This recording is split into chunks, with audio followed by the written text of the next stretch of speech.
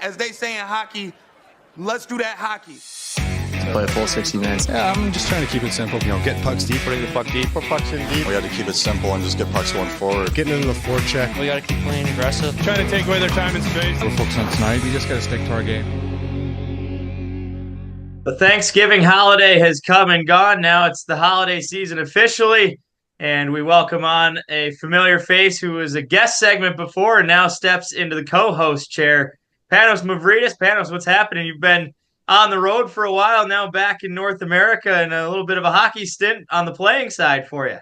Yeah. I went to Qatar, played in the Qatar National League there, and had 3 points in 3 games somehow. I don't know, those guys are really good, and I somehow kept up enough for point per game, so that was good.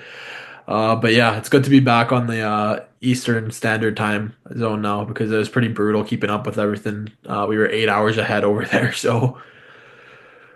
The NHL is a busy time right now, and the standings are somewhat cemented in the eyes of many. A 90% chance, if you're outside 5 points behind the wild card race, that you will not make the playoffs. We're going to go through some teams that could be in trouble right now, but first hit on our NHL headline segment. And I want to start where we left off last time, and the coaching carousel had just begun when we recorded episode 19.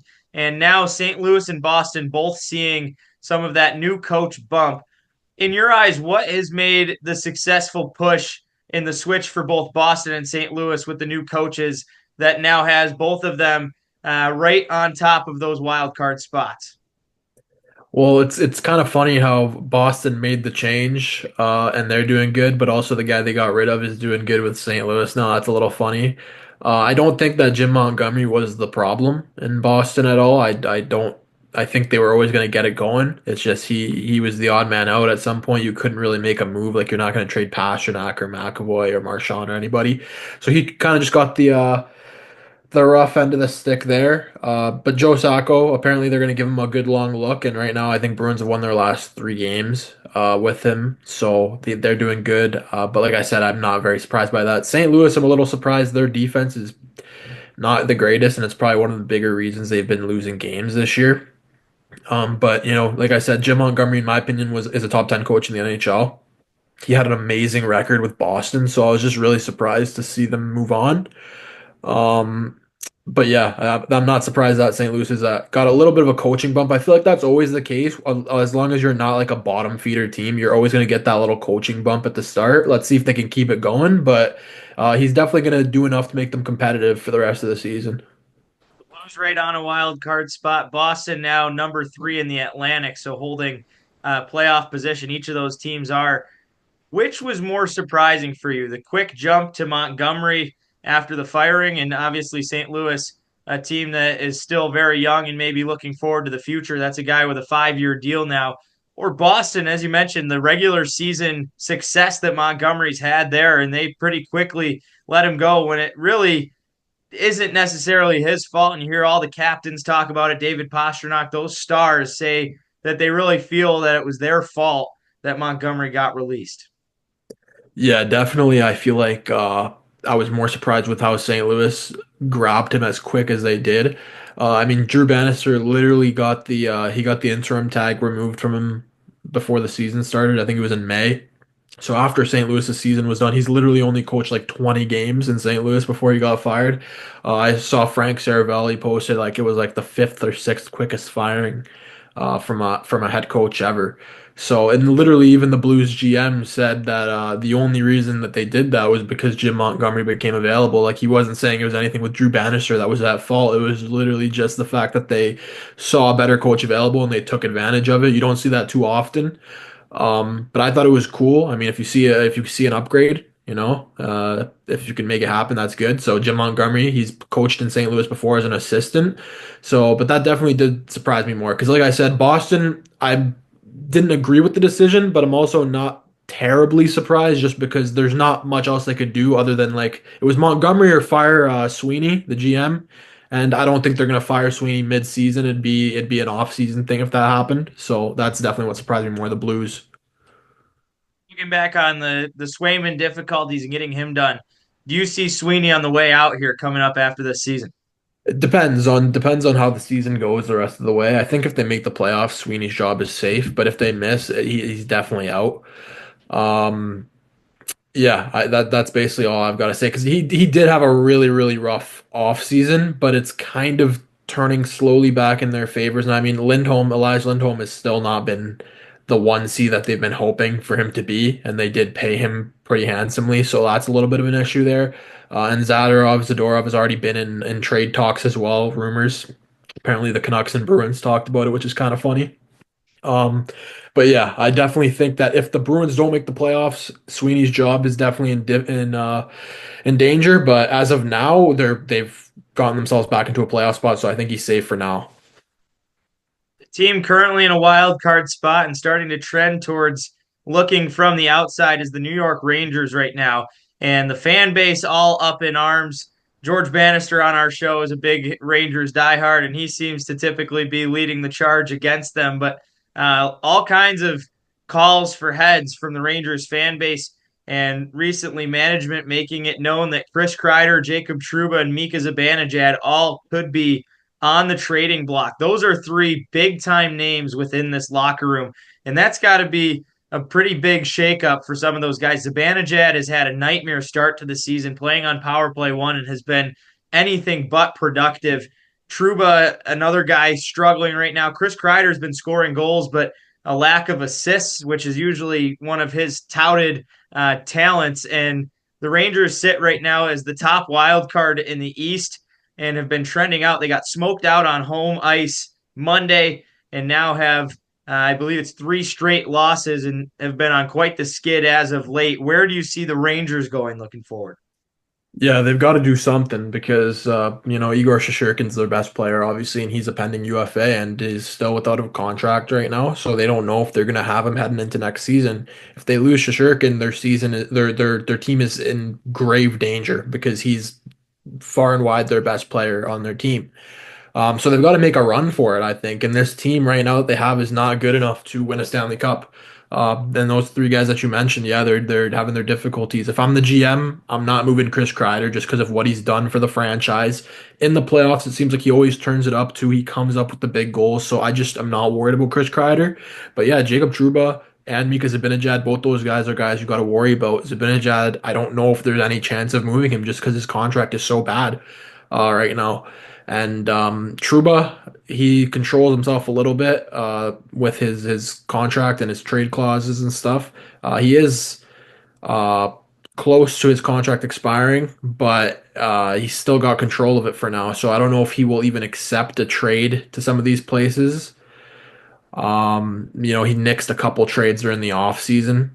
He was close to getting moved to Detroit, so that would have been a blessing for the Rangers if they could have got that done. I just think now it's hard for them to really do any changes, unfortunately. One thing I'm just interested in is if they keep losing games or four wins in their last 10 games, if they're on if they're in the wild card spot, or if they're actually somehow fall out of the playoffs run later into the season, do they consider moving Igor Shesterkin? That would be kind of crazy. That would garner probably the biggest trade return for a goaltender, I think, just because I could see multiple teams giving up multiple first round picks and top prospects to get Igor on their team, even for one playoff run. It's an interesting thought there as well, with Shesterkin being a potential move bait, and they cleared out a lot of cap space, thinking that was the go ahead towards Shesterkin. JT Miller, the last time we talked, had just started his leave of absence, still on the IR right now, and his name is starting to be linked around, and a lot of things coming out about maybe some tension in the locker room between Miller and Pettersson out there in Vancouver. The Rangers would be one of the top prospects to potentially add Miller. Is that something that you could see coming to fruition here? I can't imagine the Canucks would have any urge to give up Miller, the way he plays, his play style, the aspects he brings to their on ice game, even though right now, we just hope that he's all right where he's on that leave of absence for the mental side. Yeah, I mean, I don't think it's happening. Jim Rutherford came out and even said, like, we're not currently thinking about trading JT Miller. Obviously, GMs lie all the time. I don't really take the words I don't really take it to 100% whenever GMs talk because they're known for lying about stuff. But in this case, I don't think he is lying. I mean, JT Miller is just, it would not make much sense to trade him right now if you're the Canucks. They're in a playoff spot. They're one of the top teams in the Western Conference. I just don't see it as making sense, especially because I think they're a contender at full health. But yeah, I do think that the Rangers would be like a perfect fit if he does become available. And if he is actually available, the Rangers would be a perfect fit. He fits like their type of hockey, I feel like. I don't see it being a realistic possibility. The Carolina Hurricanes are another team trending downwards right now. They had the top spot in the East for a little while a week ago and now are down to third place in the Metropolitan. And the goaltending struggles have been eminent. They got absolutely housed in a sweep on a home and home with the Florida Panthers this weekend. Florida putting up 6 goals in both games and outscoring them 12-3 combined there.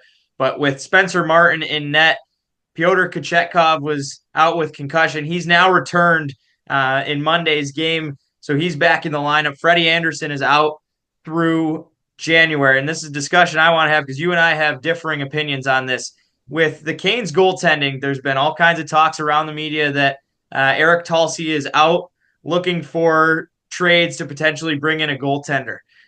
You think that that is the right move and that's something that Carolina needs to look forward to if they have any chance at a cup run? I'm on the opposite side. I want to get your take first, and then I'll kind of explain why I think I would like to see them stand pat right now. Yeah, so I mean, for me, in my opinion, Freddie Anderson is good enough to lead a team to a Stanley Cup as a goaltender. I do believe that. I just don't think he's reliable in terms of his health. I feel like it's been the same story for Freddie Anderson for quite a while now, where it's like this guy is healthy and then he's not healthy and then he's not. I feel like there's multiple injuries or health issues with him per season, which is just, it's for me, it's not enough to have him as a goaltender. Maybe as a tandem guy, but I just can't trust him as my number one guy. And then Kochetkov, he's good. He's young. I do believe in Kochetkov being like a tandem guy as well. But the thing is, he's not a tandem guy in Carolina because of the fact that Freddie's missing so much time. So when your backup goalie is Spencer Martin, Spencer Martin with Kochetkov, that's not a cup winning tandem in my opinion.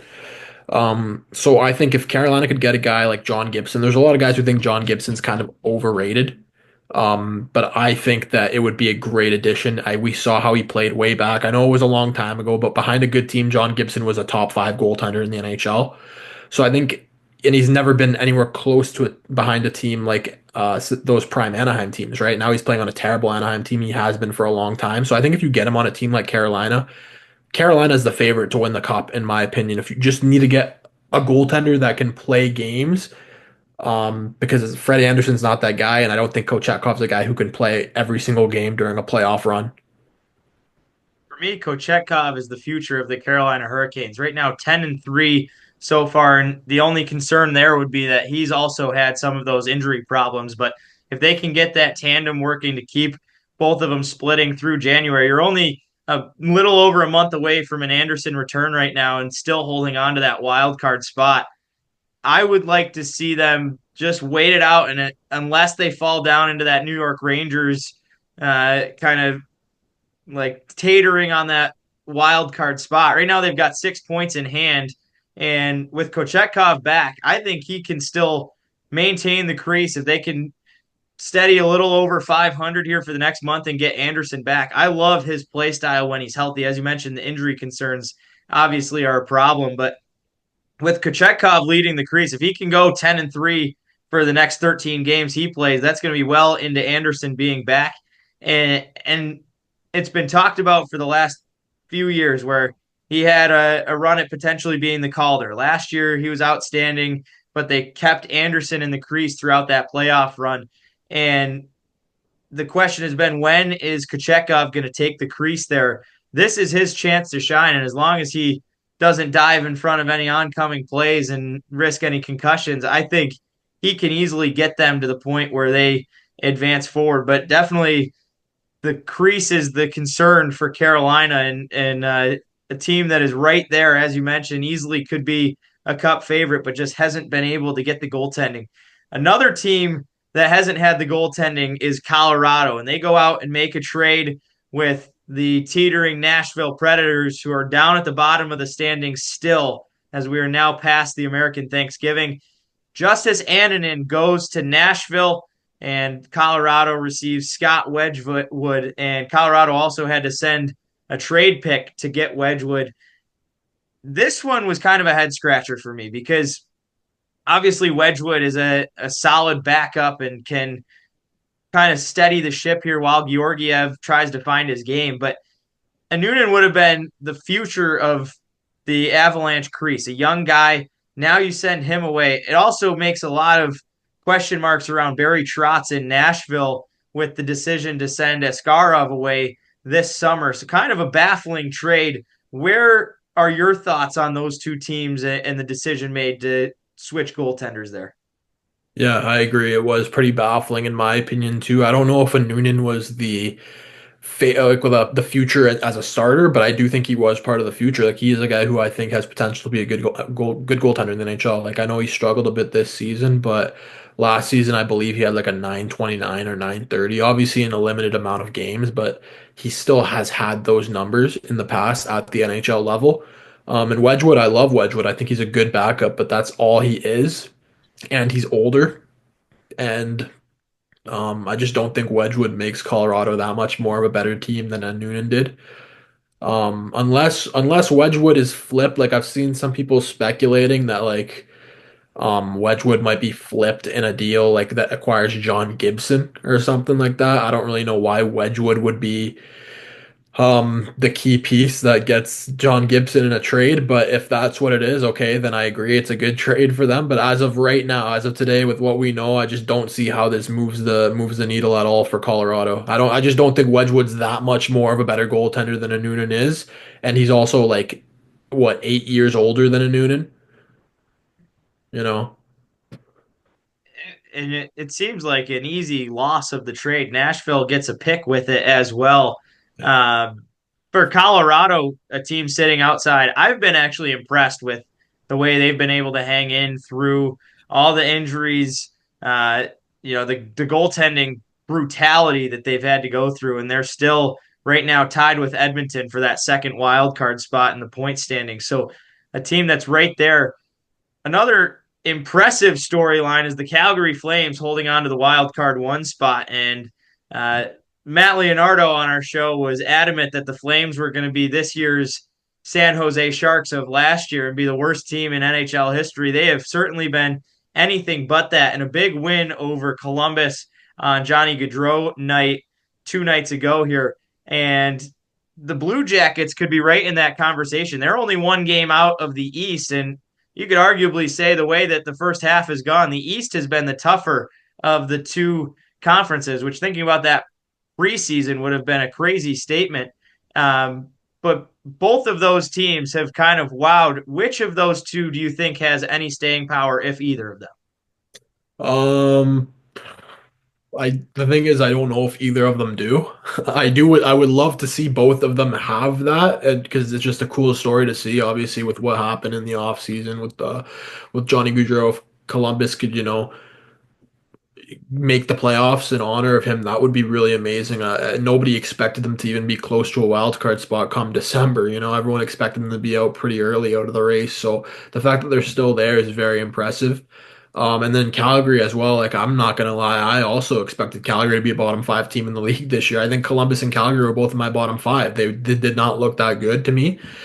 But obviously they've been that right now. I'm looking at the standings. They're literally over the Edmonton Oilers right now. I know they have one game on the Oilers, but they are also one win ahead of the Oilers. So it's very impressive to see that, considering the Oilers made the finals last year. I just don't know if either of them have the sustainability to continue being in the race year round. Especially Calgary, they lost Mantha a few weeks ago. He was one of their better players this season. They've lost Justin Kirkland for the season now, to a good depth player for them.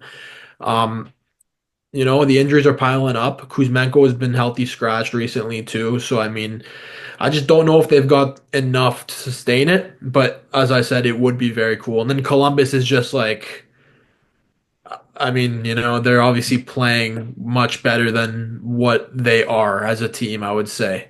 So, I don't know. I just don't think either of them could continue it. But I am rooting for it. I just don't know if it's possible.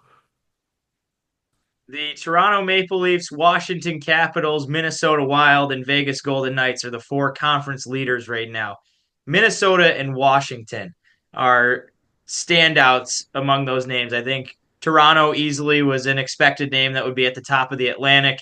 Vegas is a team that's always been a perennial threat. But Minnesota, a team that missed the playoffs last year, has a lot of star power if they can stay healthy, but with all the cap struggles they have, and then the Washington Capitals, who looked abysmal last year, probably didn't deserve to be in the playoffs and are now the number one team in the Metro. Of those two, between Washington and Minnesota, which are you more surprised about as the number one in the standings?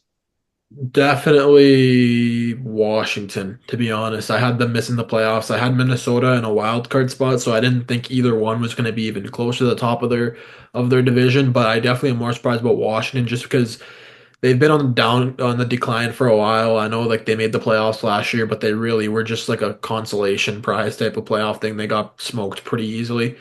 So that was not, I don't even really consider them a playoff team last year, but this year I consider them one of the contenders, to be honest. Like even without Ovi, they've been great. And once Ovi gets back, if he can continue to play how he was before his injury, like he was a top five goal scorer in the league the time of his injury. So definitely, I'm surprised about the Caps, and I do think that they can keep it up. Like, I don't think this is a fluke anymore. I know we said when I joined a month ago, I was like, okay, I don't know if they can keep this going. They might fall off a little bit, but now they've convinced me at this point. They've just continued to be so good.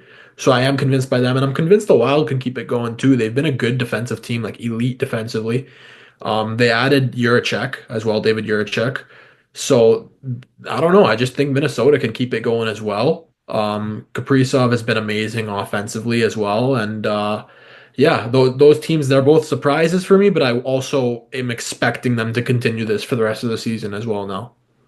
Alex Ovechkin has 15 goals in 18 games played right now. He's back skating just 2 weeks after the tibia injury that has had him sidelined, and it was expected 4 to 6 weeks. We might see an earlier return. He needs about 30 goals to get to that mark, just inside that, to break Wayne Gretzky. Is there any chance that he gets 30 goals in the next 60 or so games? I mean, I hope so. I don't know. I don't know if he can. I feel like at this point, how many games is there left in the season for the Capitals? Because I don't know if it's out of reach for him this Quick season. math would be they've got 25 games played right now, so inside 60, 57 ish, Okay, and he's 30 goals away. 30 goals away. He's 27 away right now. Okay, okay. I think that's doable. I wouldn't be surprised because if he gets close near the end of the season, they're just going to be feeding him. And I know it doesn't work the best sometimes if they're feeding you, but I feel like Ovi is like the one exception to that rule where you can force feed Ovi and it's going to work out because he's Alex Ovechkin. You know, Toronto was trying to do it with Matthews last year, and that's just not his game where you can force feed Matthews. So I think that's why it didn't work out for him to get to, I think it was to get to 70 last year, right?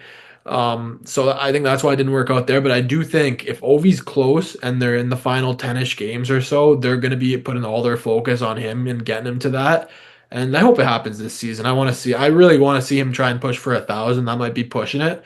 But I don't know. My big thing the last few years has just been seeing Ovi get to 1,000 goals and Crosby get to 2,000 points. Those are the two things I'm rooting for that might be a little bit optimistic, but that's just in my head of what I'm rooting for those two guys. If they get to a spot where the Caps are right there fighting for the top of the division and Ovechkin is fighting for the Gretzky mark, which of those storylines do you think will take a bigger effect? Because you don't want to start trying to pump the guy the puck when you're having to fight for winning games and important games at that. But also, Ovechkin's been outstanding when you look at that. Out of the 15 goals he scored, he only has 2 on the power play right now. He's been getting it done 5-on-5, which has not been a story of the past couple seasons. Yeah, I definitely think the national media would put it into Ovi. You know, it would be Ovi being close to the record and all that. But I think the Capitals' game plan would be winning hockey games. You know, I don't think they're going to put that under Ovi getting the record because he's still got another year in his contract. It's not like he's on his final year of the contract and he's facing retirement. Like he's going to get it. If he doesn't get it this season, he'll get it next season, no problem.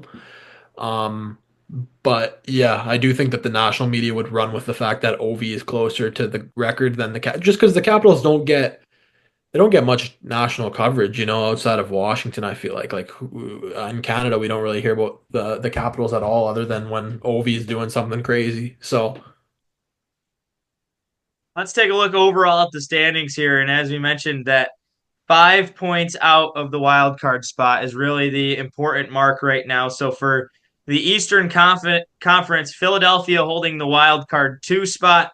5 points behind that would be the Ottawa Senators at 22 and the Montreal Canadiens, the bottom 2 teams in the East. For the Western Conference, 30 points is the spot to hit. Behind that, San Jose, Utah, Anaheim, Nashville, 10 points out, and Chicago at 18 is the bottom of the West. Bubble teams right now, we have Tampa Bay, Pittsburgh, and Columbus in the East. Philadelphia right on that wild card spot after a slow start, and they've now gotten themselves into the wild card. In the West, it's the Avalanche, the Blues, and the Kraken currently looking from the outside in. Calgary and Edmonton are holding those wild card spots. So let's go and start in the East. Is it the concern around the Rangers going down, or those bubble teams like Buffalo, Detroit, Ottawa, Montreal, who are currently the bottom 4 in the East and all had high hopes to get in? Where do you think we see the Eastern Conference go here? Do any of those bottom teams have a chance to make a run? I think Buffalo has a chance and Ottawa has a chance to try and make a run and contend for it, but I don't think either one will get it done. I didn't have Buffalo making the playoffs either before the season. I didn't have the Islanders making the playoffs, all that stuff. So I'm not too surprised by them being on the outside right now. I would say I am looking at the standings and I feel like it's going to stay exactly with those teams that are in right now, other than Philadelphia. I think Philadelphia falls out and gets replaced by Tampa. I just think it's inevitable. I mean, Tampa's 2 games behind them and only 1 point behind them in the standings. So it's not like Philly has been the better team. It's just they've played more games and gotten more opportunities than Tampa so far. So I mean, Kucherov's out right now, but I don't think it's like a long term thing. So if he's out long term, my answer changes. But as of right now, if it's just like a 1 or 2 game thing, I do think Tampa will get back into it, and I think Philly will unfortunately fall out. How about Matvey Michkov's addition to the Philadelphia Flyers? What have you seen out of him that's been so impressive? Yeah, I mean, he's been good. He's been either their best player or their second best player behind Travis Konechny. Um, so it's between those 2 guys. I mean, Konechny has way more points, but Michkov is a rookie, and just the feel of the team that Michkov has brought to Philly has been really cool to see. It's like their first real like superstar type of player in a long time. Kind of brings what Nolan Patrick was supposed to bring to Philly before everything happened there. So it's been cool to see. I didn't really agree with John Tortorella just benching Michkov. I feel like that's not. I know people were like, "Oh, that's a way you can learn is from watching." I just don't think that's the case for a guy like Michkov. He's got to be playing. But yeah, I don't think Philly's good enough yet to do anything. But I do think Michkov is like a guy you build your team around. So it has been very cool to see. To the West Coast, Calgary is a team you said you see on your way out here. Edmonton in the wild card 2 spot, then Colorado, St. Louis, Seattle, or any of those bottom teams, Sharks, Utah, Anaheim, Nashville. Do you think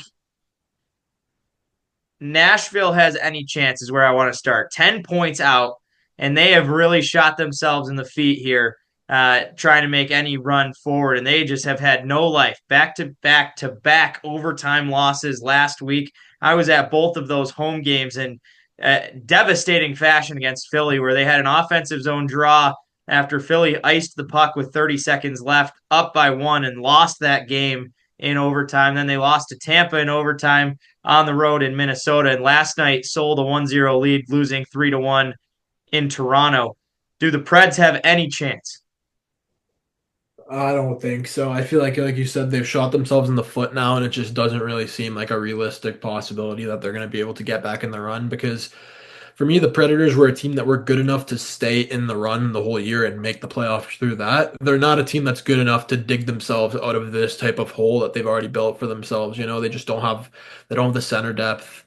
They don't really have a backup goalie that can take reps from Saros. So I don't know. I just don't really feel like this is a team that is destined for the playoffs this season. I mean, they're probably not going to be as bad as they have been. By the end of the season, they'll probably be closer to a wild card spot than they will be to the basement of the league. But I just don't think it's a playoff team this year. Close it off here on the western side. If Calgary slides, is it Colorado, St. Louis, or Seattle, or another one taking that spot? It's Colorado, 100%. I feel like there's no worries with Colorado here. I think they're making the playoffs quite easily. It'll be no issue for them. Their offense is just so good. I made a video about it on my page as well that I just feel like if this team can be healthy, they're easily a contender even. They need Landeskog back. I don't know if he'll ever be the same if he comes back, but even just having him back would be a big addition. And they need some goaltending though. Georgiev is just, I mean, you can't even put into words how much he hurts them sometimes. It sucks because he actually looked like he was going to be a solid NHL goalie even back in New York. But they need somebody who can just take the reps and take the handles. And again, like that's a guy like John Gibson for me. John Gibson would be a perfect addition for Colorado in my opinion. So I do think Colorado, no matter what, even if they don't replace Georgiev, they keep the same exact roster. I feel like they'll take that spot from Calgary by the end of the season. But I just feel like they can be so much better than they are if they get a goaltender. Like pay what you need for a goaltender. Admit that you made the mistake on letting Darcy Kemper go. He wasn't that good during the cup run, but he was still a good goalie overall. You got to just admit that you made the mistake there and go and get an actual goaltender that isn't Georgiev because Georgiev is just he's a liability.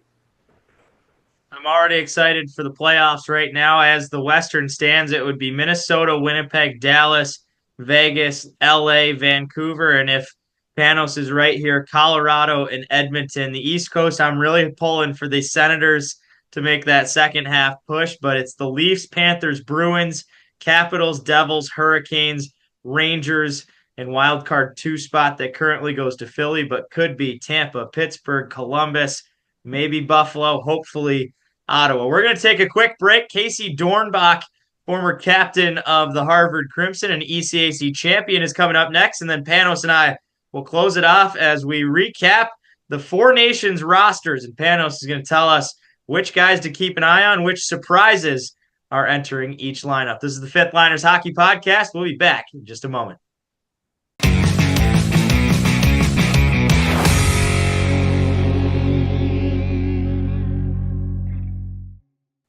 It's my pleasure to welcome a guy who I ran into years ago in the ECAC and now is on his way to the pro ranks and currently playing in Toledo. Has also been a star in the AHL as well and was the captain of the Harvard Crimson who downed my Golden Knights to go on and win the ECAC Championship. Casey Dornbach. Casey, what's happening? Hey, good to see you. Good to see you again, Casey. Thanks for having me on. We're going to have to battle here to keep the names straight. 2 Caseys on one call here, but try to walk through your career here in a highlight early so far and plenty of years to come, I'm sure. It started back in Minnesota and the unique experience of playing Minnesota high school, which is such a famed spot to play, especially in North America and United States hockey. Talk about what getting your start there was like and, the experience of playing high school hockey in Minnesota. Yeah, playing for Edina was definitely one of the biggest highlights of my career, and being a kid growing up in Edina, playing for the high school team was something you always dreamed about and looked up to those guys. My dad played for Edina, was able to coach me a little bit growing up, and obviously being in Minnesota, you're pretty much grabbing a stick when you're 2 or 3 years old, and that's what happened to me. And stayed with Edina all the way through high school. Before juniors, we had some really good teams, some really good players come through. It wasn't until my junior year that I lost the last game of the season. That says a lot about the kind of teams we had during those years. So that was 2 squirts, 2 PWA state championships, 2 Bantam A state championships, and then a sophomore year, 2014, won state championship high school level. And then we ended up losing junior and senior year, but we still had some really good players at that point. So it was a really special time, a really fun time, and there was a lot of great coaches that come back, and my parents still live in Edina, so a lot of great memories there, and getting my roots on the hockey side and all that there. For your time in the pros now here in just your second pro season, you've been a captain at every level. Edina was the first place that you captained there your senior year. What leadership habits growing up, who were some guys that you learned from the most on your way to being the captain at Harvard as well? Yeah, I've had some great mentors over the course of my life and career. Early, looking up to my dad and looking up to, like I said, some high school guys that were there. Anders Lee was one. He grew up watching, playing for the high school team, and as got older, just started meeting a lot of great people. There was a lot of NHL players that came back and were coaches of different teams. I think as I got older, just tried to take a little bit of a piece from everyone and make it my own. And being named captain was a huge honor at the couple different levels. But I think for me, being a captain isn't something I was striving for. Just I think because of my work ethic and who I was off the ice, having a genuine interest in being a friend, and being someone who wants to go to the rink and get better every day. I always try to this day too, just to lead by example. And I'm not a super vocal guy, but when you're a C, you have to learn how to also use your voice and use your platform. So it was a good experience in that way for me too. But I try to just keep it simple and was able to learn from a lot of really great people, like my dad, like Anders Lee, and there's many others I could list. And obviously growing up watching guys in the NHL too, like Sidney Crosby was a guy I always looked at. So I think that, yeah, that list was too long. I'm blanking on a couple of them now, but there was a lot. On your way to Harvard, you spent a little time in the USHL playing with Lincoln. Everyone's got to make the decision where they want to go, and now it's become a much different landscape with the new CHL ruling. But at the time you were looking at NCAA schools, you had to make the decision between the CHL or playing in the USHL as you did. Was college always somewhere that you found yourself looking to go? And then what led you to committing at Harvard there after your time in Lincoln? Yeah, good question. For me, I was a really late bloomer and wasn't sure if I was gonna get a college scholarship by the time high school ended. So I always had a plan to go to juniors and go to college. That was always something I wanted to do. My dad played at Miami of Ohio, and always looked up to watching the Gophers. And I always really wanted to go to Harvard. A close friend and advisor had gone there, and just I think growing up in high school hockey too, it's something that's very common. So I never gave too much thought into going to the CHL. And once I was drafted by Lincoln in the USHL, after my sophomore season in high school, it kind of got things rolling of thinking ahead, trying to make that team. And in that draft in particular, I was actually like 21st round, 300 something overalls in the phase 2. So all my buddies got picked the year before, and had to really, which was a theme of my career to this point, is always just believe in myself, even when things like that happen or didn't get picked right away, because schools like Harvard weren't interested at the time. Lincoln probably didn't think I was going to make the team, being that late of a pick. They got first round and futures picks of the phase 1.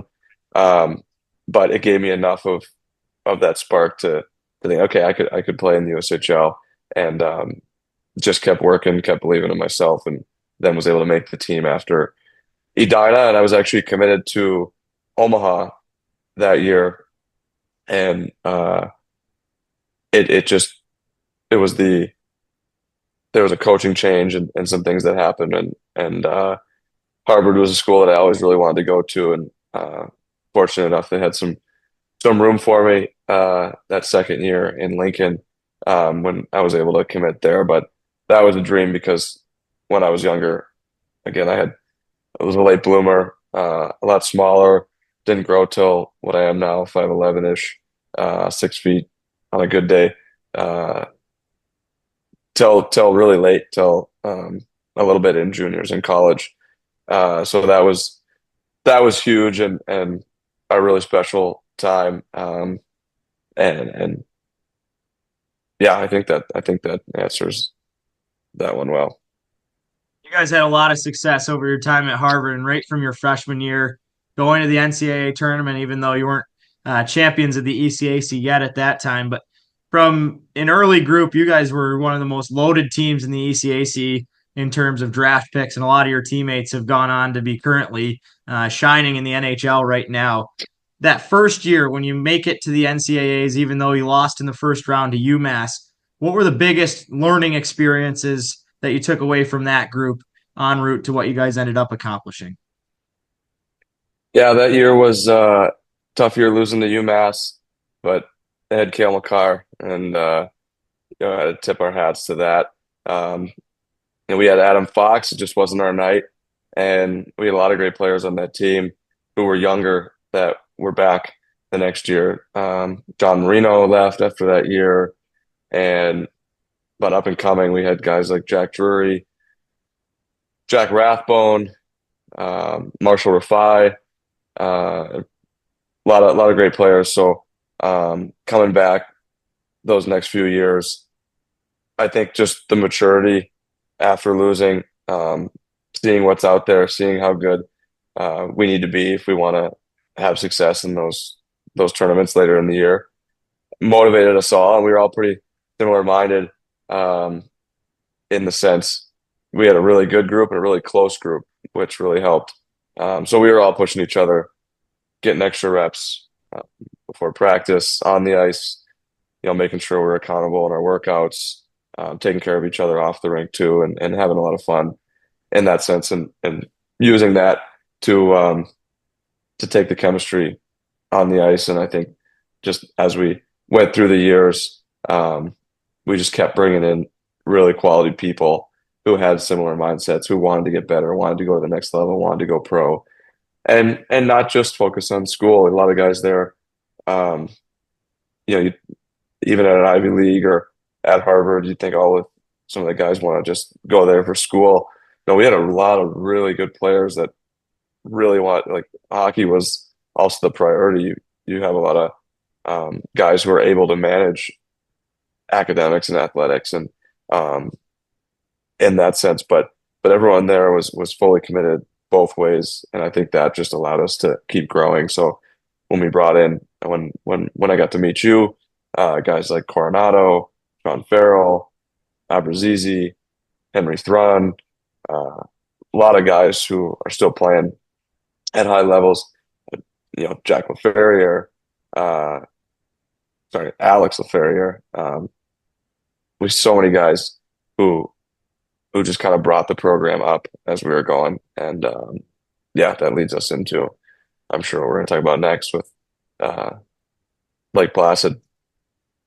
So funny enough, the first game I think I ever broadcast was Harvard at Clarkson in that 2019-20 year. That was my freshman year. And then the first non-Clarkson interview, because we always did bench interviews at the home games, and then doing the ECAC Championship, was the first period of that tournament where you guys went on to win it all and got to interview the captain, who was Casey Dornbach. You go every year without losing before the NCAA tournament. You made it to the tournament your freshman year. The next 2 years, the season gets canceled. You had no season in 2020-21. 2019-20, you guys were en route to go to Lake Placid before that tournament got canceled.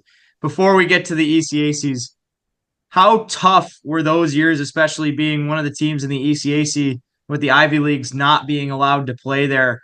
And how was that group able to build throughout that season without any play to go on to achieve what you guys did in the following season?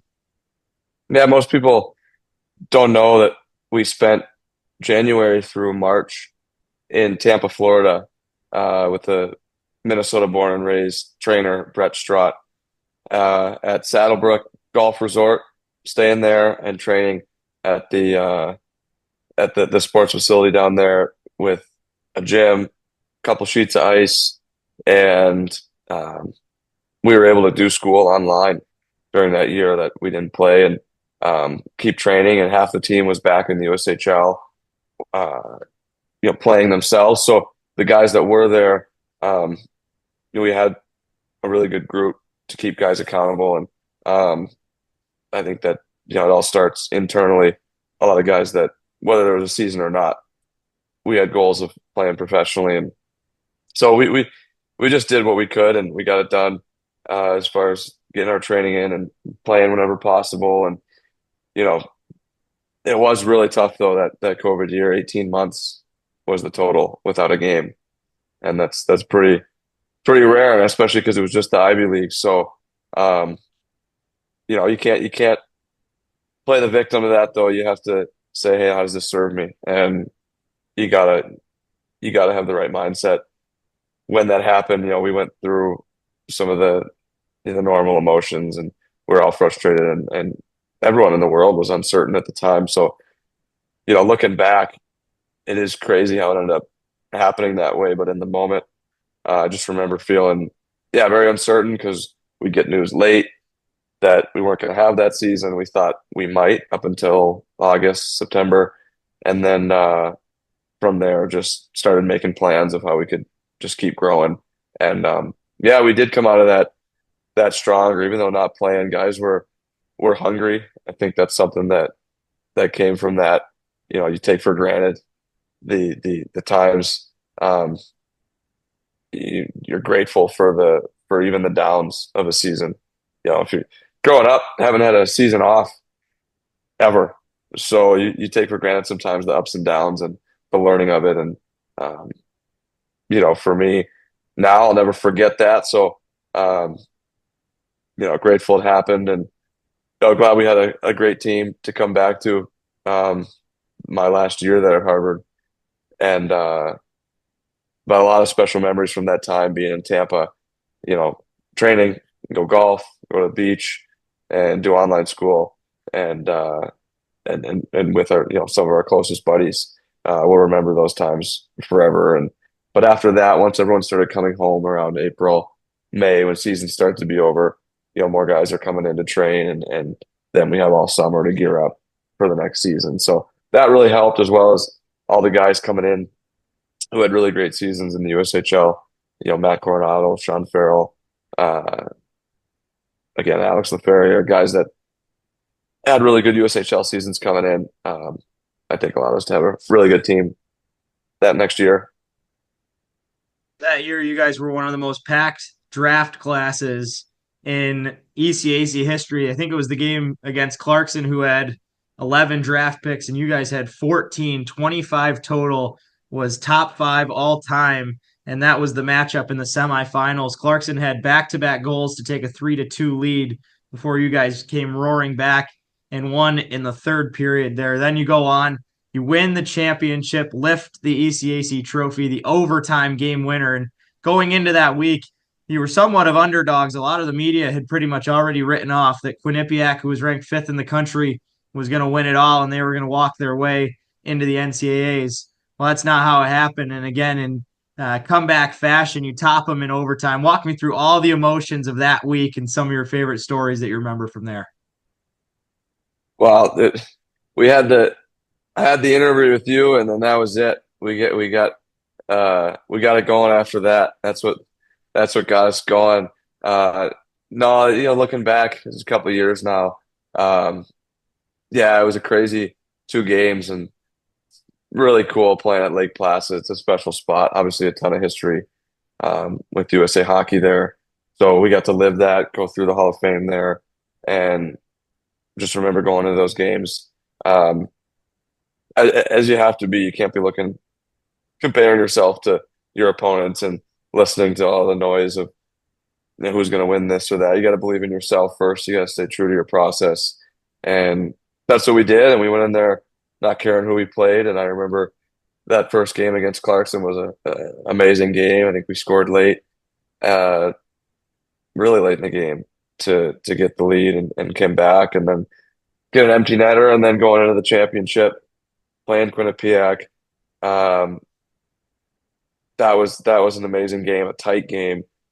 Not much scoring and a nail biter heading into overtime and a great goal, great play by Matt Coronado to seal that off that was a really special time and big thing for the team and for the program to get back on top at Lake Placid. And unfortunately, we ran into a really good team after that in the NCAAs in Mankato that year, who ended up making this a championship with Denver. But we had confidence and we were playing well and we did the best we could. Just fell a little short in that game, but not looking too far ahead where we were at Lake Placid there. Yeah, it was pretty special and funny timing. You said that was your first interview, getting going first period. That's funny. Casey and Casey. Crazy how that works. You decided to make the decision for your 5th year to go on and play at Denver. Rather than staying around the ECAC, you go to one of the biggest powerhouses, and then that transitions into your professional career.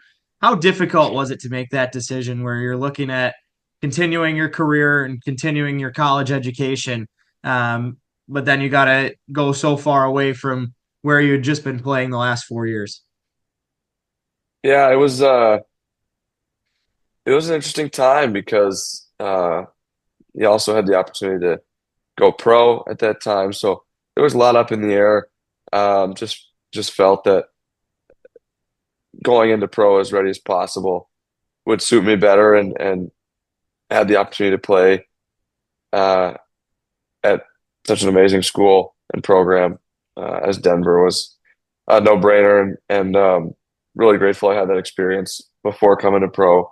Getting to see their process, getting to see a lot of other really great players playing with them that led me to want to go to Denver for one more year. They had just won and knew they're going to have a good team coming back and good competition to develop and get better, and just felt like it was another step. Harvard was amazing. Most people don't know that you can't do a 5th year at Harvard, so it wasn't a decision between Harvard or Denver. It was a decision between pro and Denver, and you have to get into grad school at Harvard if you're going to do that. So you can't get into the business school or the med school right after. Would be pretty incredible. I don't think it's ever been done by a hockey player. And obviously, it's a different situation with COVID that you had that extra year. So I'm not sure how many other guys have been able to do that and wanted to take advantage of that, going to a different program before pro, and that was a great year. We unfortunately fell short at the end to a really hot Cornell team, actually, funny enough, playing an Ivy CAC team in that year in the NCAAs. But again, it was a great experience and the decision for me, a lot of factors. And once I got to visit and see the staff and meet the guys and just see what they're building there and the track record of developing, pro and NHL guys was really enticing for me to want to get one more year before going to pro, and really grateful had that. You signed right into the AHL with the Iowa Wild, had a breakout season last year as well, 42 points in the ECHL with Iowa as well. This year you've moved on, now playing with the Toledo Walleye. Over 2 years and a couple of games coming out of Denver. what have been the biggest transitions you've had to make in your game? What are the biggest things that you've had to learn as you're now developing as a professional in hockey? Yeah, I think pro hockey is very different. You play a lot more games, and it forces you to mature quickly in your process. And it weeds out the guys that aren't serious about going through the ups and downs during a long season. College, you have a lot more time to give yourself a break during the week to rebound or recover. You really got to put more intention into taking care of your body, taking care of your mind, and it's a different deal doing it for you're getting paid now. It's your job, and there's a lot of growth opportunities in that. Learning how to be more consistent, and something that's really helped me is that side of it, taking care of myself off the ice. My wife, really fortunate to have her with me, can help me eat right. But sometimes there's a lot of things that you can't control. In pro, you're getting on the road a lot more, and not everything is perfect, not everything's the same. But one thing that can be consistent is your mindset and your belief in yourself. And pro hockey it's a business. There's a lot going on. It's very different in that sense, and you got to just stay focused on being your best every night, doing what you can control to get yourself prepared every day to recover after. The guys that don't learn those lessons, that aren't as serious about the recovery side and taking care of themselves, can burn out quicker. And the business side of it, you can't think too much about it. You got to just go play. And I'm fortunate to be able to start off with some great organizations, and I'm feeling great. Feeling got a lot better since entering pro already. Learned a lot. Been able to round out my game a little bit, which is something that is huge at this level. And there's a lot of really good players that had all the opportunity and had a ton of points, et cetera, in college. So there's a lot more guys. It just, as you go up the ladder, it just gets narrower and narrower at the top. What separates the best, and you see a lot of different guys playing different roles. And I think something that's helped me is through my college experience, playing on a couple different teams, was in a couple different roles, playing different positions: power play, penalty kill, wing, center, depending on the line, what the team needs that night. So if you're a guy that did get opportunity to produce in college, remembering that, staying true to yourself, owning that, but also, if you're put in a different role, which have been at some certain times in pro, can you also do a job that the team needs to win and do that well, play responsible so you can earn more ice time on the power play and other roles. It's very different. A lot of things happening, guys getting hurt, guys getting called up, sent down. So some of it, you can't focus on all the chaos sometimes. You just got to focus on, okay, what's the team need for me tonight? Who am I? How can I bring my best today in my preparation and then recovery to get ready for the next game? And at this point in my life, how can I enjoy what I'm doing too? I genuinely love the ups and downs and all of it together, getting an opportunity to get better every day. I still have high hopes and aspirations to keep moving up, keep getting better. And there's a lot of guys that at this point, coming out of Harvard or coming out of different schools, you have your education, you do have that option to do that and be done. But for someone like me who I don't see that happening anytime soon, it's a good reminder that to be grateful for that you have your health, that you get to be playing this game, because someday it is going to end. And you see that happening more at the pro level, guys retiring, guys doing different things. So it's been a really great experience. I'm really excited to keep growing and keep learning. And on that theme of just being versatile and being able to play different roles. I think being able to play at Harvard and Denver for some great staffs and with some great players prepare me to kind of be ready for anything, and just embrace what different teams or different roles are needed for me at the time, but also remembering who you are at all times, because things change fast. Could be on different teams, could be in different leagues, and you got to stay true to your game and find an identity for yourself. It'll be easy for our fans to understand why you made it to the captain rank and are likely headed that way someday in the pros here. Casey, a guy I've always looked up to since we met each other, and full circle here is now we continue to watch you progress through the pros. Looking forward to watching your upcoming success here this season in Toledo. And as far as it makes you, I'll continue to try to chase you here as we both make our way up the ladder here. Casey, thanks so much for hopping on here. And for those out, he's got a couple games coming up in Toledo this weekend, and keep an eye on the Walleye, who are always a threat in the ECHL. Thanks, Casey. Thanks for having me on. It's a lot of fun to reconnect. And yeah, thanks for always having my back and the support back in the day too. Back at we were playing against you at Clarkson. Yeah, it's been fun. Thanks for having me on, and stay well.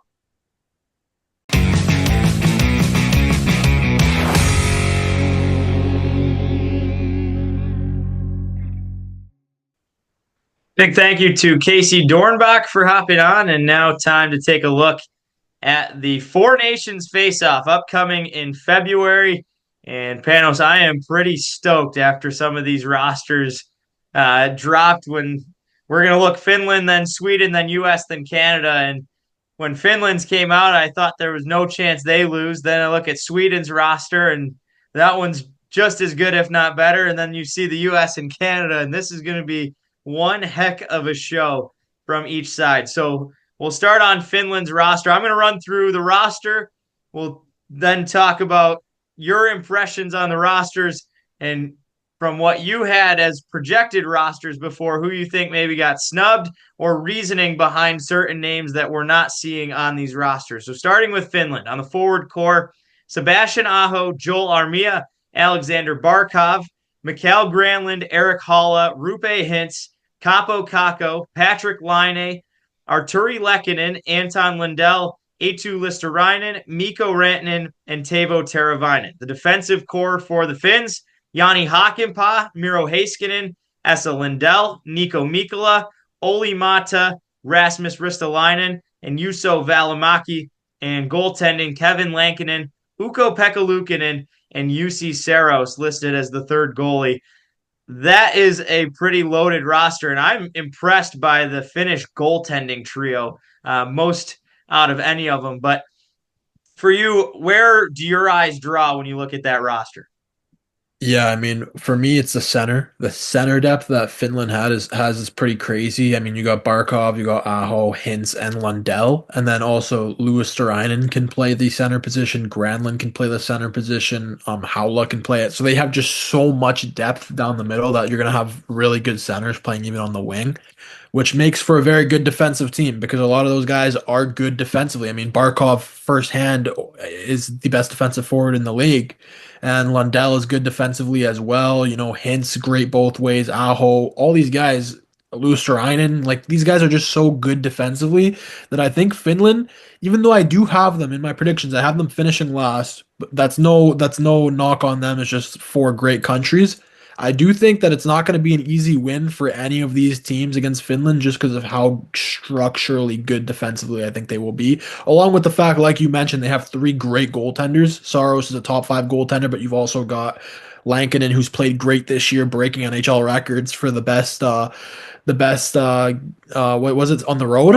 Most road wins in a row, yeah. First 10-0 goaltender on the road. Yeah, like that's crazy. And then you've got Luukkonen, who's great as well for Buffalo. So I do think that Finland will give every team a run for their money. I do have them finishing 4th.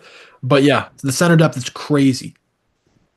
I'm going to do the opposite, and I have Finland as my completely surprise winners. I think Finland is going to be number 1 in this tournament. That might be a bold, flaming hot take, but I'm rooting for the Finns. I'm a big Aho fan, obviously, but I think it's going to be a lot of unders in the Finnish game, as you mentioned. I think their decor is extremely strong as well, and Jani Hakanpää is an underrated talent, sleeping on the Maple Leafs third pair right now.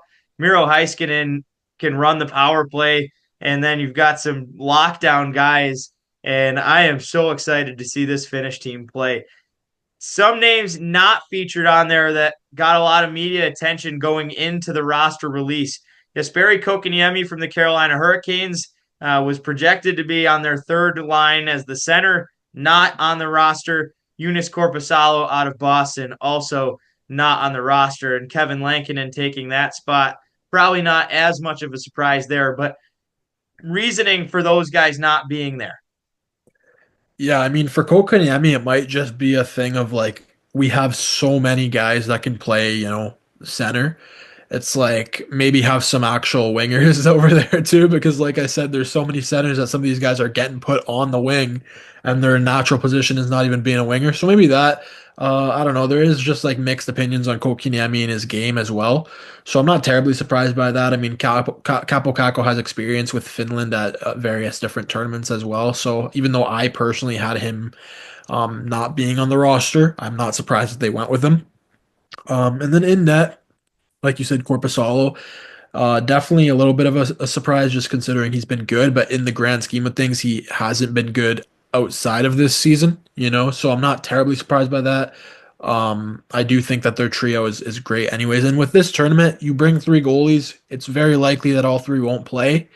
So even if Korpisalo was on the roster, he's the third stringer for sure, because I think he's worse than all 3 of the guys who made it. But even if you want to argue he's above Lankinen or Luukkonen, I don't think he's above both.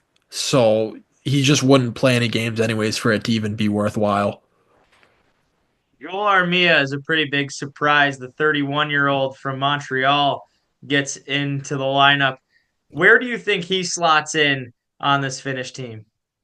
I mean, he realistically is probably going to be one of the extra forwards, because I'm looking at the roster right now, and I mean, maybe I think a surprise guy who might not play as much is Patrick Laine. He just doesn't really have like the national team style of play, like international hockey type of play. He's a great player. I just don't know if he fits international styled hockey. So maybe Armia plays over Laine or gets more minutes than Laine. I just don't think that Armia will get much minutes looking at this team overall in the grand scheme of things. Laine's introduction to Montreal there, a power play goal at his opening game. We didn't talk about that, but a big booming start, and he was tearing up in the locker room afterwards. Yeah, that was really awesome. I'm happy. I hope that he can get things going. I mean, it was pretty devastating to see him get injured literally in a preseason game, in one of his first preseason games with Montreal. It just sucks to see. So I'm happy that it wasn't like a torn ACL, which is what people were expecting. And like I said, he's a great player. I just don't know if his play fits like the international style of play. And the Swedes, the forward core, Victor Arvidsson, Jesper Bratt, Leo Carlsson, Joel Eriksson Ek, Philip Forsberg, William Karlsson, Adrian Kempe, Elias Lindholm, William Nylander, Gus Nyquist, Elias Pettersson, Lucas Raymond, and Mika Zibanejad. The defensive pairings or defensive core, Rasmus Andersson, Jonas Brodin, Rasmus Dahlin, Matthias Ekholm, Gustav Forsling, Erik Karlsson, and Victor Hedman. And the goalie trio is Philip Gustafsson, Jacob Markstrom, and Linus Allmark. Your thoughts on Sweden? You have them above Finland. I do have Sweden above Finland. I mean, Sweden's defense is just a known great defensive core. I mean, Erik Karlsson, Victor Hedman, like you said, those 2 guys are literal legends in the game of hockey. And then you've got Rasmus Dahlin, a very young, good player. Forsling made his name known during the Panthers run. So Sweden has an amazing defensive core. I mean, their offensive core is pretty great too. It's just like they've got some guys who are a little bit soft on some sides of the ice, so that's a little bit worrisome. But I mean, one guy who surprised me that didn't make the team is William Eklund. I know you don't want to have too many young guys on a team, but he's just been playing so good on a really, really. I know San Jose's been winning games, but they're not a good team, let's be honest, and he's been putting up points on that team. I'm surprised about Victor Arvidsson. He's a great player. I love Victor Arvidsson. I've literally been one of Victor Arvidsson's biggest fans. My my email, for those who don't know, getting off track here, Jones Arvy. I made that in 7th grade, and it was the two first NHL players that came to my mind, and one of them was Victor Arvidsson. That's the Arvy part. The other one's Martin Jones of the San Jose Sharks back then. So that's a fun. I'm completely being honest there. I made that in 7th grade, and those were the two guys that came to mind first. Still kept it to this day because it's just connected to so many things. So I've been one of Victor Arvidsson's biggest fans. I just don't know if that in 2024 he's the guy that should be over guys like William Eklund. And also, if I'm looking at this roster right, like Burakovsky didn't make this roster either, which is kind of surprising to me. But one thing that a follower did actually note to me, Leo Carlsson made the national team, whereas Bedard and Fantilli did not make it. Pretty surprising there. I mean, I know Leo Carlsson on a lesser national team, but that's something we could talk about when we get to Canada. I know Fantilli wasn't a name, but Bedard, that's something we got to talk about once we get to Canada. For sure. And I was surprised Leo Carlsson got as much praise as he did. I think still a young and developing player. He hasn't even been a full-time member of the Anaheim Ducks. He gets a lot of those rest nights and nights off. He's not an 82-game guy yet, but he's getting that recognition nationally on the Swedish team. Erik Karlsson is kind of a controversial figure in this Swedish team where he was one of the original 6 named to the Swedish roster, but has really been lackluster this year. Do you think if Sweden could do it again, is Karlsson still on that roster? Is Karlsson going to play for that matter, or do you think he'll be the extra defenseman out? Honestly, yeah, it's kind of crazy that we're talking about this because he is Erik Karlsson, but it's a valid thing. Like this guy has been very, very bad defensively this season, especially. I personally think it's just because he's not caring as much because Pittsburgh is just bad. And they've been out of the race for most of the season. And this guy came to Pittsburgh because he wants to contend for a cup, and they're not even a playoff team right now. So I do think it's a little bit of a motivation thing. Maybe that changes when you put on your flag for your country. But yeah, it's definitely a valid take. But I just think that Sweden's defense is so good that it's not going to be that much of a factor. Erik Karlsson being, not as good defensively because his offensive game is still great. He's still a great offensive player. It's just his defensive game is not there. But when you got guys like, Victor Hedman's been great. Forslink's one of the best defensive defenders in the league right now. Ekholm is great as well. Like those guys are good, and they've got great goaltending as well. The trio, Ullmark, Markstrom, and Gustafsson, that's an underrated trio. Those guys are all good goaltenders. So I'm not too worried about Erik Karlsson, but I mean, I wouldn't be surprised also if we do see him get limited minutes just because we've been saying this defense is good. Jonas Brodin is an extra on this projected lineup right now. He's an extra, and I would not be surprised if they put him in over Karlsson at points because he's such a good defender. You have Sweden number 3, I'm guessing. Yeah. Sweden 3 for Panos. I have them number 4. The Americans and the Canadians are the star-shining rosters going into this, and all kinds of anticipation on anybody that either of these GMs could have possibly chosen. We'll start with the Americans. Matt Boldy, Kyle Connor, Jack Eichel, Jake Gensel, Jack Hughes, Chris Kreider, Dylan Larkin, Austin Matthews, JT Miller, Brock Nelson, Brady Tkachuk, Matthew Tkachuk, and Vincent Trocheck on the forward court. Defensively, Brock Faber, Adam Fox, Noah Hannafin, Quinn Hughes, Charlie McAvoy, Jacob Slavin, and Zach Werenski. And on the goaltending side, probably the strongest aspect of this U.S. roster, Jeremy Swayman will probably sit in the rafters and watch Jake Ottinger and Connor Hellebuck go to work. The Americans are star-studded here, Panos. Is there such thing as too much star-studded talent as the Americans enter the Four Nations? No, I don't think so. I mean, their team is really good. There's a couple snubs that I was surprised with. I know you want to make it well-rounded in terms of like you don't want to just have four lines of pure offensive guys on your forward court, but I was surprised that Cole Caulfield is not on this lineup. And I also was surprised that Jason Robertson was not on this lineup. I could see Clayton Keller being left off. I understand that. I'm not too surprised about that. But those two guys are guys, and Tage Thompson. Tage Thompson should have been on this thing. I mean, he's just such a big body there. He's a great player as well. So I was surprised about that. Those are the three guys. I do understand Chris Kreider making it just because, like I said earlier in the episode that we've been talking about now, Chris Kreider, he comes in big moments. He shows up. He's always getting those goals that are big moment goals. So I really, truly believe he will get one in this tournament as well. But guys like Brock Nelson, I understand he's been a staple for the U.S. in the World Championships, and that's probably why they picked him. I think that's a lot of things that people are forgetting is like if you're showing up to these World Championship events, you're getting picked for some of these rosters in the Olympics and the Four Nations. It's just a reward type of thing. But I just don't know if he should be over there over some of these guys that I just named, especially like Tage Thompson is a guy where you're looking at Brock Nelson and you're looking at Tage Thompson. It's hard to understand leaving him off there. And Vincent Trocheck, I actually am happy he got put on. I don't know if he's the best available player, like we've been saying now, but he is deserving of being in a big moment like this. So I'm happy about that. And defensively, I'm just surprised about John Carlson being left off of this roster. I know they went pretty young, but John Carlson, I feel like you kind of need a veteran on this defensive core. They have Slavin, and Noah Hannafin, I guess, is like a veteran, Werenski, but like John Carlson's like a veteran. He's an old guy. He's won a cup. And he's take out. I would take out Hannafin, to be honest. I would take out Hannafin. I don't think that John Carlson needs to even be like in the starting lineup of these six guys, but it just, I feel like having him there is more valuable than having a guy like Hannafin there. I love Hannafin. I don't know. John Carlson, I think, provides that veteran leadership. Do we see the Tkachuk brothers playing on the same line?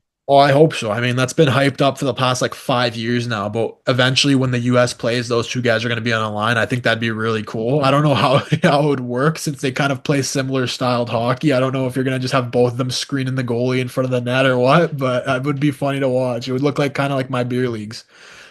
The Canadians, Sam Bennett, Anthony Cirelli, Sidney Crosby, Brandon Hagel, Seth Jarvis, Travis Konechny, Nathan McKinnon, Brad Marchand, Mitch Marner, Connor McDavid, Braden Point, Sam Reinhart, and Mark Stone as the forward core. Cal McCarr, Josh Morrissey, Colton Parayko, Alex Pietrangelo, Travis Sandheim, Shea Theodore, and Devon Taves are the defensive core. And in net, Jordan Binnington, Aiden Hill, and Sam Montembeault. A few names that are surprising on this Canadian list and some more significant names that are not on the Canadian list. Connor Bedard, not on the list. Evan Bouchard, also not on the list, not to mention Zach Hyman, Alexi Lafreniere, Mark Scheifele, Logan Thompson, who was supposed to be one of those goaltenders, and Steven Stamkos, all not part of Team Canada. Let's start with the guys who are in. Maybe some surprises that you did not have in there. Seth Jarvis was not talked about at all. I think that's one of the biggest adds that Canada has going forward. Yeah, I do like Seth Jarvis actually being there. He wasn't on my projected list, but I have no problems with that. He's a very underrated player. He brings like a gritty type of style, I feel like, too, along with just being able to provide offense. So I like that. One guy for me that's just a head scratcher. Well, two guys. Sam Bennett and Anthony Cirelli, I wouldn't have had those guys on there. I understand you want guys who can play their role. I just feel like, I don't know. I don't necessarily like that. I really would have liked to see Lafreniere make this team. And also Connor Bedard. Listen, we're treating this like a thing to get ready for the Olympics, right? These guys are going to play together. They're going to get experience together. And the majority of this roster will be the Olympic roster. So that's why not putting Bedard here as a head scratcher, even if you think he struggled this season, he's going to be on the Olympic roster in 2026. There's no way he's not. So it's just like, why not play him on this team? I feel like it would be very, very interesting to see how he plays alongside a guy like Connor McDavid. He's never played against anybody even close to that level with the Blackhawks. He's playing with Tyler Bertuzzi right now. Like, we want to see this guy play with really good players. So I think it's just a missed opportunity by Canada there. And also, I would have Cirelli, great player, good depth guy for Team Canada. I just feel like you're missing out on not having a guy like Suzuki there. Suzuki, in my opinion, can bring exactly what Cirelli can bring, just at a higher level of play. And then Scheifele as well is a big omission. I mean, he is the only thing is that I can understand is he's not a defensive stalwart, like Cirelli. But that's why I'm saying Suzuki. But Scheifele definitely is noticeable as well, missing. But the main thing I want to talk about is the defensive core. There's a lot of outrage from some people here about Evan Bouchard not being on this team. I'm actually all for it. I think Evan Bouchard's a great player. I think he's a top 10 defenseman in the NHL, but at the same time, I feel like his presence is not needed on this defensive core. I actually love them having Sanheim and Parayko here. I know some people think that those guys aren't good enough for Team Canada level, and I didn't have either of those guys on my defenseman projections as well. But I do actually like them being over Evan Bouchard just because, in my opinion, Evan Bouchard, what he brings that is his best quality is offense. Anyone who's pretending he's like some guy who's bringing defense to the team, let's be honest, Evan Bouchard was not being picked for his defensive skills. If he was going to be picked, it's because of his elite offensive presence, which is true. He's an elite offensive presence. But they have Cale Makar on this team already who can provide an elite offensive presence. Their offense is already great. Like, they have McDavid, they've got Crosby, McKinnon, Marner. They're not going to have struggles getting points on the board here. They need guys that can shut it down because their goaltending is the worst of all the teams in the tournament. It's the worst. I love Binnington. I think it's the worst goaltending in the tournament. So you need guys who can defend. And Bouchard he's had multiple moments in the playoffs where he has collapsed for the Oilers. You can give all the analytics you want just from watching the game. He's a guy who's not a defensively sound player, and that's fine. It's just for Team Canada, he's not needed. Sanheim is a great addition to this team. Parayko as well. Both those guys I think are going to be great, and I think Canada made the right decision. I would have had Drew Doughty, but I know Drew Doughty's had injuries and he's out right now, and it's not really a certainty he's even going to be ready for a national team style game. So I understand him being left off. And I think it's fine. I know I'm probably in the hot take here of leaving Bouchard off. I just don't think he's needed for this Team Canada. Joey DeCord's citizenship questions get him jumbled up and not on the roster for the Canadians. Macklin Celebrini is another name right in there with Connor Bedard and almost got more talk towards being on this team, but both of those young guys are left off the roster. Have you been more impressed with Celebrini or Bedard's play in the NHL? And which of those? You said Bedard should have been there, but does Celebrini in your mind have an argument that he should have been there as well? Definitely. Celebrini has an argument as well. I just feel like Bedard is more crazy because obviously he's the bigger name. And in my opinion, Bedard is a lock for the Olympic roster, which is what makes it so surprising for me because Celebrini, he's not a lock for the 2026 Olympics yet. He could very well be in there. He's been great on a San Jose team that's not good, like I said.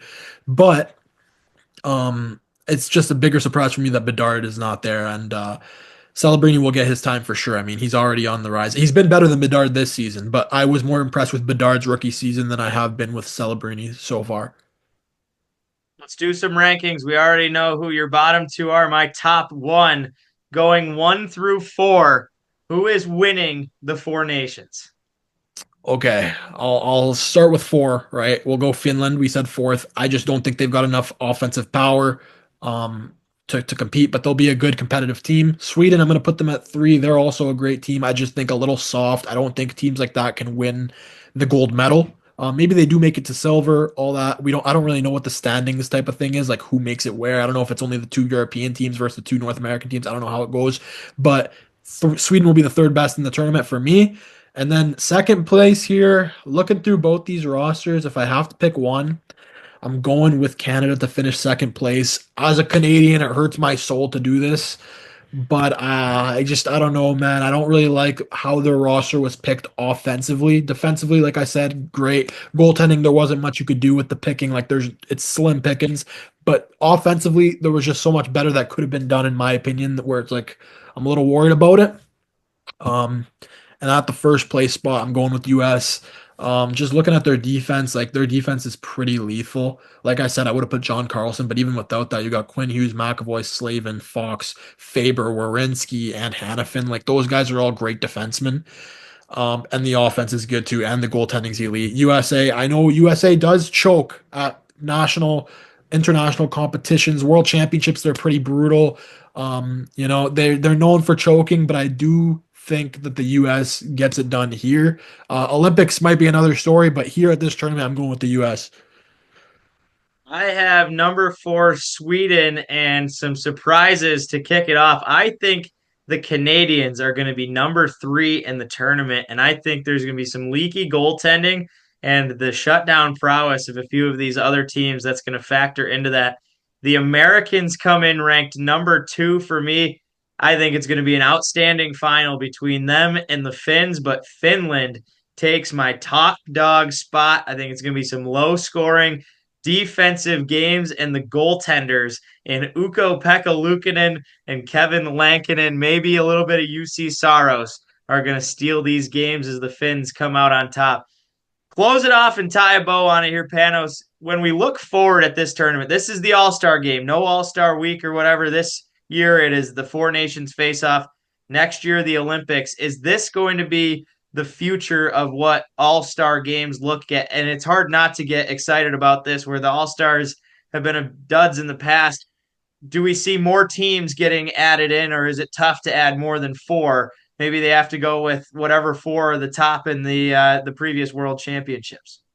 Yeah, well, I don't think it's a perfect tournament. Like I said, there's many other countries that should be involved. Czechia should be here. Russia, obviously, with the ongoing stuff, but they are eventually where they're going to be in tournaments like this as well. So I don't think it'll stay at 4. I don't think this is the perfect tournament, but it's much easier to get excited about this than it is the All-Star game and the All-Star break. I don't think even the fans care about the All-Star break anymore, neither do the players. Whereas the players care about playing for their national teams, and the fans love representing their country as well. So I do think that this is easily way better. I don't know if it'll be an every year type of thing, but hopefully, I do hope that this eventually expands to a World Cup of hockey. I don't want to see no Team North America, though. I think that was really gimmicky. I don't want to see Team Europe. I think that was gimmicky as well. Europe's a continent, and you've got players from all different countries playing together. I just feel like that's gimmicky. You know, like I'm Greek. I'm not resonating with Hungarians or, you know, people from Italy or all that. Like, it just doesn't make sense. It's different countries. So I don't want to see that, but I do hope we get an actual World Cup of hockey eventually. And maybe that could be something that replaces the All-Star game. So you've got like the World Cup of Hockey 1 year. It's once every 4 years. You got the Olympics in that cycle as well. And then you've got 2 All-Star games depending on, you know, what years it'll be. I think that's a good 4-year rotation type of thing. You're a busy guy, just got back from overseas. Puck Empire is booming right now. What's the upcoming month of December look like for Panos? So I am going to Vegas at the end, right before Christmas. I'll be there. I'll be back before Christmas as well. You know, just kind of, and other than that, just covering some posts, covering the games that are going on. It'll be fun. Christmas time. You know, I love Christmas, my favorite holiday. December is one of my favorite months. So I will be enjoying it back in this cold weather. I loved Qatar, but a little too deserty for me. I like being back here in the cold. Pangiotis Mavridis, check out his work on Puck Empire, one of the leaders in global hockey promotion. Panos, a big thank you as well to you for hopping on here, helping us out, and look forward to continuing our work together. Absolutely. Thank you. This has been the Fifth Liners Hockey Podcast. We'll continue on next week as we get closer and closer to the winter break and the World Juniors upcoming at the end of the month. Next episode early next week. This has been the Fifth Liners Hockey Podcast. Thanks to everybody who tuned in. Check us out on Instagram, TikTok, and X at Fifth Liners Pod. Also, check out our work on Puck Empire with Panos and our collaborations. And until next time, have a good one, everybody.